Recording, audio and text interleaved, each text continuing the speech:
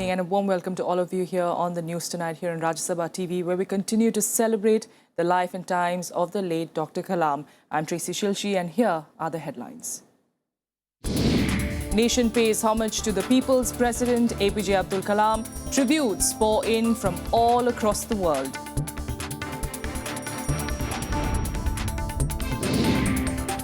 The last rites of the former President Kalam to be held at his native place at Rameshwaram in Tamil Nadu on Thursday.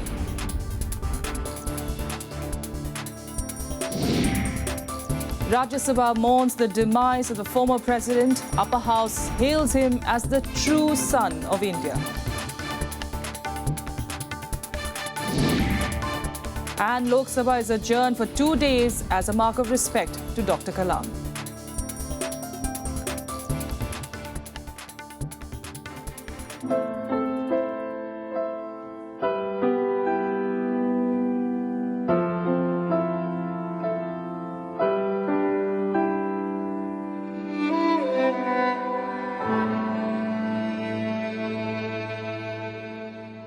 The body of former President APJ Abdul Kalam was brought to his residence at 10 Rajaji Marg in Delhi this afternoon. Dignitaries cutting across party lines queued outside his residence to pay their last respects. Kalam will be given a state funeral on Thursday at his hometown Rameshwaram in Tamil Nadu. Here's a detailed report. President Pranab Mukherjee led the nation in paying homage to former President APJ Abdul Kalam on Tuesday. Considered the father of the country's missile program, Kalam died of cardiac arrest on Monday in Shillong. Prime Minister Narendra Modi, Vice President Mohammad Hamid Ansari, senior members of the cabinet and other officials paid tributes to Kalam at New Delhi's Palam Airport, where his body was brought in an Indian Air Force C-130 aircraft. He was also given a guard of honor by 3 armed services. Kalam's body was later taken to his residence in Delhi at 10 Rajaji Marg, where he has been living for the past 7 years since his term as India's 11th president came to an end. After being president, he visited me several times and we discussed. He presented me his book, Beyond 2020. And it was in fact, really, I felt some sort of vacuum when I heard the news. It was that I did not expect. He was aging. But he was quite hale and hearty and always jovial, brilliance. See, the country has lost a great man, a great human being, and a great visionary. And I think this is a very big loss for the country. Vice President Mohammad Hamid Ansari, Prime Minister Narendra Modi were among those who paid tributes to Kalam by writing memoirs in the condolence book. Others present at Kalam's residence were former Prime Ministers Manmohan Singh and H.D. Devegowda, Congress President Sonia Gandhi and her son Rahul Gandhi. Samajwadi Party Chief Mulayam Singh Yadav, along with his son Akhilesh Yadav, also paid tributes. Arvind Kejriwal was also among the chief ministers to pay homage. I know him very closely. Such a patriotic scientist who want to strengthen this country. Brought him in contact with the people and the masses. His attitude towards developing the country, his constant effort he made to energize the young people, particularly of this country. Had the ability to connect with India's young. We will miss him.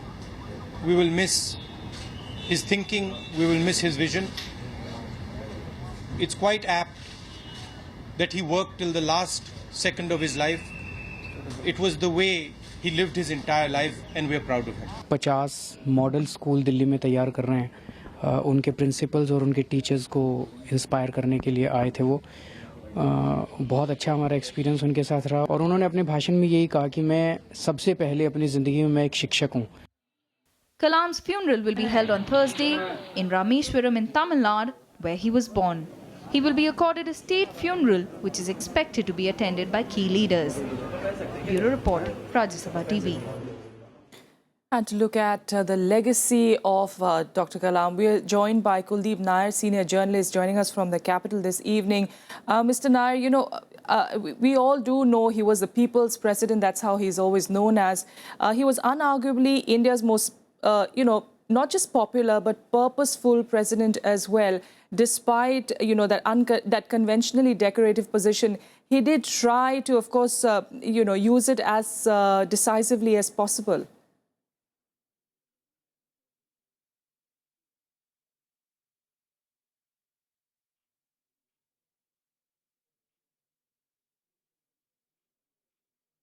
Mr. Naik, can you hear me?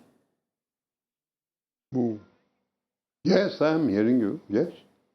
Yes, I was talking to you about the fact that, not just being popular, he was also quite purposeful as the president, despite it being quite a conventionally decorative post. Yes. Do you want me to speak? Yes, please. Yes, please. See, I knew him personally in the sense that I used to meet him when he was the president and also when he was out of office. What endeared me about him was that a very simple man, simple in dress, simple in habit, simple in meals, and he not only worked for the students, but also for the idea of India, and which is our aim, which we got it from Mahatma Gandhi and Jawaharlal Nehru. And the idea of India means democracy, secularism, and welfare state. So this was his mission also. Apart from that, he was meeting students all the time, he was lecturing people, etc. But I know when I have exchanged this thing, and this was really near to his heart, that how this country with so much diversity and with so much ethnic differences should really live together as one nation, as it does now, and as one people, so that we, whatever be our differences of religion or caste or our status, but this country belongs to all of us, and we as Indians should be proud that we are really part of this great country. Absolutely, and it is because of that, being that kind of a personality, he rose above all those differences, rose above all that negativity, which is why he was loved by all. In fact, the Rajya Sabha deeply mourned the demise of the former president, and in fact, earlier today, it also paid tribute to the former President Abdul Kalam. The upper house, in fact, hailed him as the true son of India who became a driving force behind the country's space and missile program. Take a look. As soon as the House met for the day, members paid tributes to late former President Dr. APJ Abdul Kalam, noting that Kalam personified intellectual brilliance and an undying scientific zeal. Chairman Muhammad Hamid Ansari remembered Kalam's contribution to India's missile program. An aerospace engineer, Dr. Kalam started his career as a scientist at the Aeronautical Development Establishment of the Defense Research and Development Organization as a scientist. In 1969, he was associated with the Indian Space Research Organization and was project director of India's first satellite launch vehicle, SLV-3, which successfully deployed the Rohini satellite in near-Earth orbit in 1980. The upper house remembered him as a specialist in aeronautical engineering and one of the most distinguished Indian scientists. Dr. Kalam is also credited with developing a low-cost coronary stent, making an otherwise expensive cardiac cure affordable for the millions who do not have the means to avail the facility. He also developed a low-cost coronary stent in 1998 and a rugged tablet computer for healthcare in rural areas in 2012. Members also remember Dr. Kalam as the people's president. He was elected President of India in 2002. After serving a 5-year term, Dr. Kalam returned to his civilian life of education, writing and public service. He received several prestigious awards, including the Bharat Ratna, India's highest civilian honour. The Rajya Sabha also observed that in the passing away of Dr. APJ Abdul Kalam, the country lost a true son of India and his contributions to the nation in his capacity as a man of technology, a teacher and a leader will be deeply cherished by a grateful nation. In the passing away of Dr. APJ Abdul Kalam, the country has lost a true son of India, and his contribution to the nation in his capacity as a man of technology, a teacher and a leader will be deeply cherished by a grateful nation. As a mark of respect to the departed leader, members stood in silence for a while before proceedings were adjourned for the day. The House stands adjourned till 11 a.m. on Wednesday, the 29th of July 2015. However, later in a meeting of the leaders of all parties with Chairman Muhammad Hamid Ansari, it was decided that the sitting of the Rajya Sabha would be cancelled on Wednesday to enable members to attend the funeral of former President of India, Dr. APJ Abdul Kalam. Kriti Mishra, Rajya Sabha TV. Well, the 11th President of India, Dr. Kalam, left an indelible mark on the presidential office as a man who cared little for the ceremonial aspects of his post and who made the Rashtrapati Bhavan accessible to commoners as well. Let's take a look at his tenure.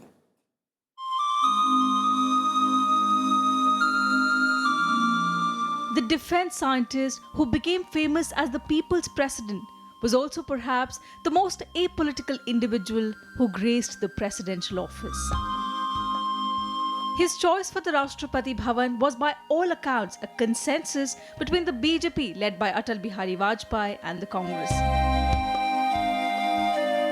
It was also perhaps an easy choice given his formidable credentials as missile man and also as someone who helped solidify India's status as a nuclear weapon state. Speaking of his years in office, he called the signing the Office of Profit Bill his toughest decision of his tenure. Kalam presided over some very turbulent events of Indian history, during which he charted his very own individual course. Among the very few controversies he faced, critics blamed his inaction in deciding the fate of 20 out of the 21 mercy petitions submitted to him in his tenure. Also questioned was his decision to impose President's rule in Bihar in the year 2005. But it was Dr. Kalam's down-to-earth actions, his humility and refusal to take the ceremonial trappings of his office too seriously that became the stuff of legend. For the public, Dr. Kalam's insistence to be remembered as a commoner demystified the Rashtrapati Bhavan. His love of children, his efforts to inspire and motivate them to take up science research made him the people's president, who will always remain in every Indian's heart.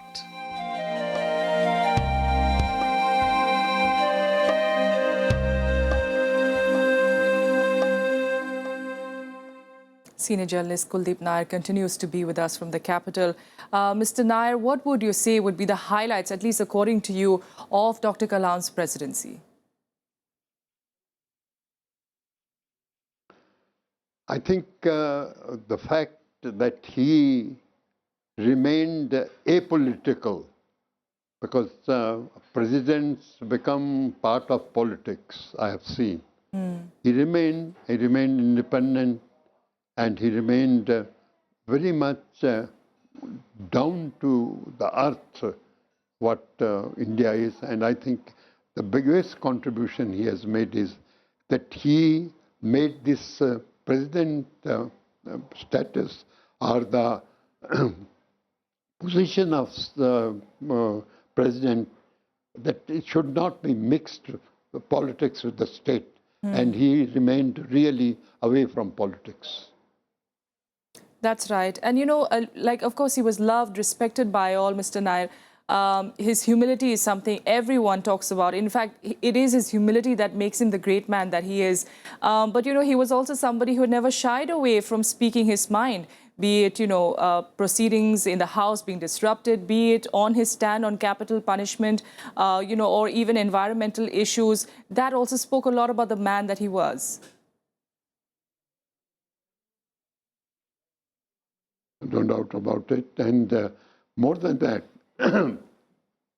both wherever he went, whether he interacted with the students or whether he interacted with the scientists or whether he was talked to the politicians, one thing he emphasized always, and that I know because, as I said, I used to talk to him. One thing that look here, India belongs to all of us, and we are all India, and it's one country.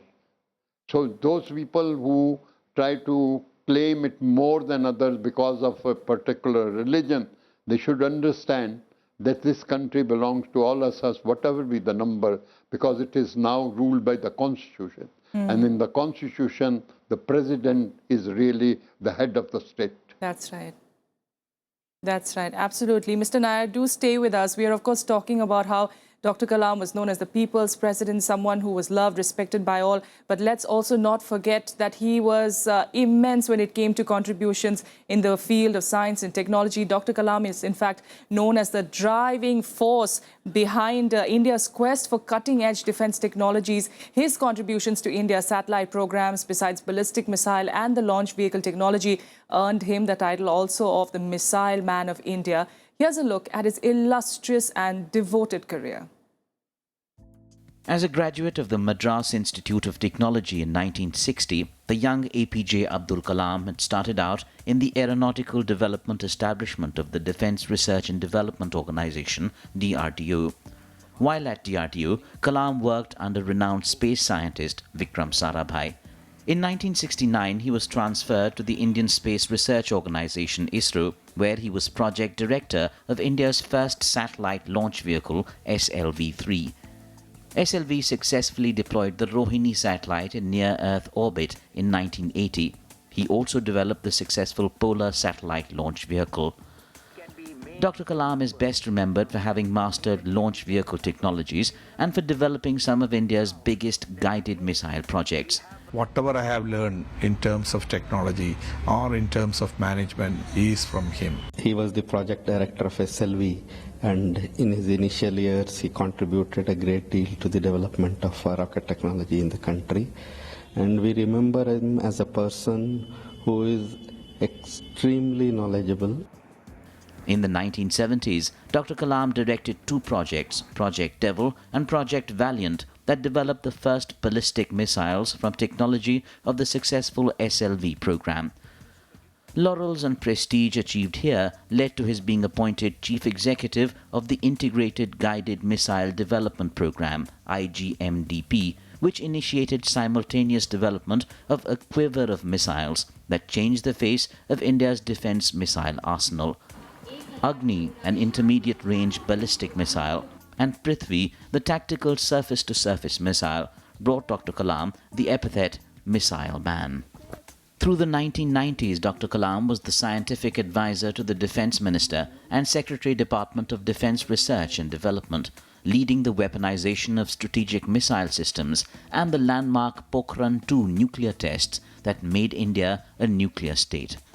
Before taking over as President of India, Dr. Kalam served as the principal scientific advisor to the Government of India, evolving policies, strategies and missions for many development applications. His simplicity was the greatest quality he had, and it is one of those really unusual qualities.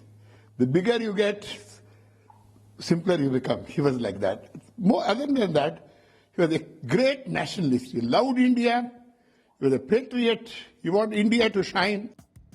As one of India's most renowned scientists, Dr. Kalam received honorary doctorates from 30 universities and institutions. His Technology Vision 2020 is a roadmap for the way ahead. Alongside the great Homi J. Bhabha, the greatest guide of India's scientific destiny, an idol to aspiring scientists, and inspiration to people in the field.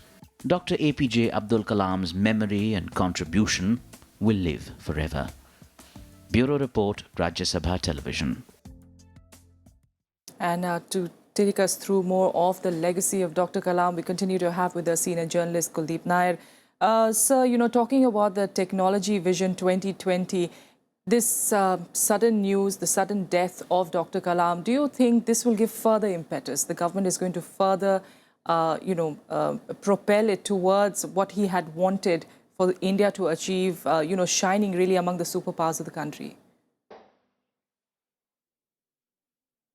I think this is what should happen, but I know that it wouldn't happen because the whole thing get the whole bureaucratized, and there would be no person, one person driving like Abdul Kalam Azad was doing that. And so I fear that the work he has been doing may not get the same kind of speed or attention which he was paying as the president and after ex-president.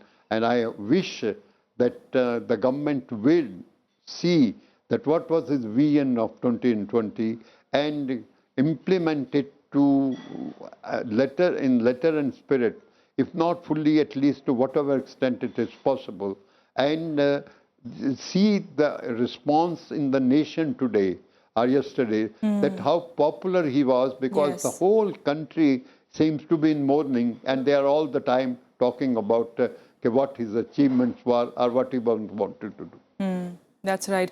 And we were talking about how he was apolitical. We were talking about how he was outspoken when it came to his beliefs. He was outspoken when it came to his ideas. What is the one thing, do you think, that politicians, at least of today, can imbibe upon from Dr. Kalam? I think politicians can see that, okay, you must believe in methods. It's not only the ends. The methods, if the methods get vitiated, the ends are bound to be vitiated. This was what Mahatma Gandhi said, and this is what Abdul Kalam Azad followed. That's right. And Mr. Nair, finally, what do you think? We've spoken a lot about what we've learned from him. We've spoken a lot about how much he's inspired everyone. What, according to you, would be the legacy? In a few words, what would you think would be the legacy that he leaves behind? But he would leave behind one big legacy, and that is that the head of the state, that is the president, should never be a political participant. Because you may come from politics, that's all right, but you should remain apolitical, as he was not from politics, but here. But just see that he was a unanimous choice. So, he didn't have anybody to support him. But when his name came, many names were suggested, and I remember those days. And when his name came, really there was unanimity, because he was known to be a person who would not mix politics with the state, and he was a person who would really be head of the state. The power really lies with the Prime Minister and Parliament. But he, being the head of the state, would not govern, but he knows that he was, and he would keep his status and stature the way it should be, and as the Constitution has defined. And I think Azad did it very well. Absolutely. Mr. Nair, thank you so much for joining us, sharing with us your stories really of Dr. Kalam, and of course what we can learn from him even until now and for years to come, what the next generation too can learn from Dr. Kalam. For years, forever we've actually heard dream big, live simple, but no one but Dr. Kalam actually lived that and continues to inspire us. We'll take a quick break here on the news tonight. Be back with the day's other top stories. Do stay with us.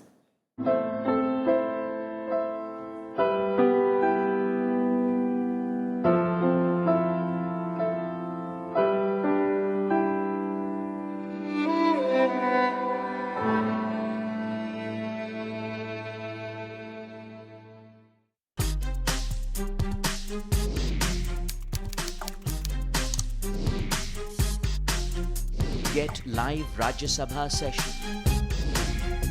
News, views, reports and analysis you can trust on social media.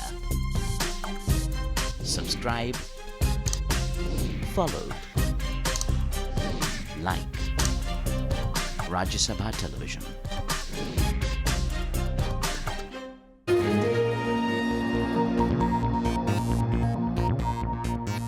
Welcome back. You're watching the news tonight. Let's get you some more of national stories. And uncertainty looms large over the execution of 1993 Mumbai blast convict Yaqub Memon. A two-judge bench of the Supreme Court today delivered a split verdict on Memon's plea, challenging his death penalty. While Justice A.R. Dave dismissed his plea, Justice Kurian Joseph stayed the death warrant issued on the 30th of April for his execution, which is to take place on the 30th of July.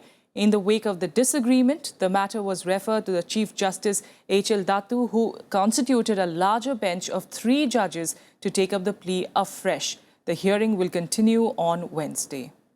The signs are good, and if it is referred to a larger bench, I'm hopeful that they will commute the sentence. It appears that the disposal of curative petition by 3 senior-most judges alone, to the exclusion of the learned judges who had earlier passed negative orders, has been questioned by one of the 2 judges of the court today.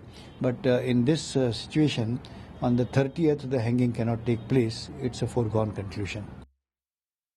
Meanwhile, probe into the Gurdaspur terror attack began today. The preliminary investigation revealed clues from the GPS instruments recovered after the operation on Monday. According to sources, the militants likely entered the country from Pakistan through Bamiyal village close to the international border. Meanwhile, 2 more grenades were defused today near the Dinanagar police station, the site of the final encounter. The movements of the 3 terrorists who created mayhem in Punjab's Gurdaspur on Monday were caught on a CCTV camera. The footage surfaced on Tuesday as the investigation into the attack began. The footage shows 3 men wearing army uniforms, having big backpacks and carrying AK assault rifles, walking down the road in the Dinanagar area just before they entered the town. During investigations, it emerged that the terrorists unsuccessfully tried to snatch a mini truck from its driver and then opened fire on a moving bus. The carnage left 3 civilians dead before the militants attacked the Dinanagar police station.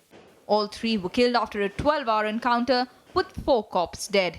The state government has announced compensation for the victims. We've already announced that his family will continue to get the service benefits like salary for the remaining period of his service, and of course the pensionary benefits, plus rupees 10 lakh as immediate relief, and a member of his family, a dependent of his dependent in the family, would be given a government employment. Preliminary probe indicates that the militants crossed the Indo-Pak border and reached the town through Pathankot. GPS instrument recovered from the slain militants has been sent for forensic examination to ascertain their movements. Punjab Police के border zone, पूरे border zone के जवान और अफसर सुबह 6 बजे से उचित कार्रवाई पे लगे हुए थे। इस किस्म की घटनाएं दीनानगर के पास और जगह भी हुई हैं, पर इसके ऊपर कोई इस समय टिप्पणी देना उचित नहीं होगा। 2 more grenades were defused on Tuesday near the Dinanagar police station. According to the 4-member probe team, the grenades were made in China. Bureau Report, Rajya Sabha TV.